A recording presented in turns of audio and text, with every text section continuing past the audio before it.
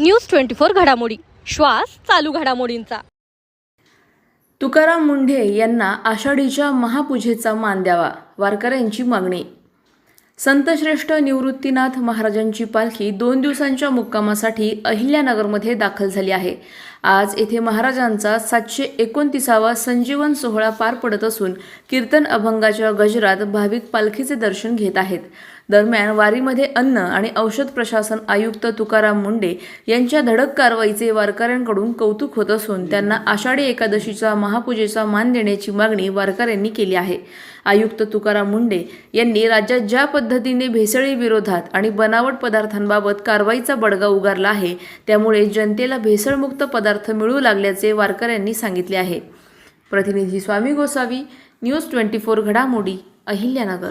आम्ही पंढरपूरची 11वी वारी आहे, पायी येतोय। आता मुंडे साहेबांना त्यांना मानाचाच पंढरपूरमध्ये हार घालायला त्यांना भेटलं पाहिजे। पूजात आज लेकरं बाळ सर्व दुधामध्ये भेसळ, कव्यात भेसळ, तेलात भेसळ मुंडे साहेबांनाच भेटली पाहिजे। ही आमची विनंती एवढी आहे। जाहीर सभेला पार नाशिक जिल्हा, नगर जिल्हा एवढेला आहे।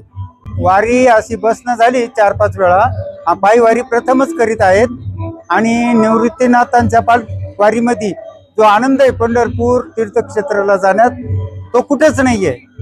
आणि खूप आनंद आहे, खाण्याची राहण्याची सोय भरपूर ठिकाणी सर्व काही मिळतं, काहीच कमी पडत नाही। आणि यावर्षी माननीय श्री तुकाराम मुंढे साहेब यांना पंढरपूरमध्ये हार घालण्याची पूजेचा पहिला मान मिळावा, ही सर्व वारकरी बांधवांची इच्छा आहे की साहेबांनाच मान।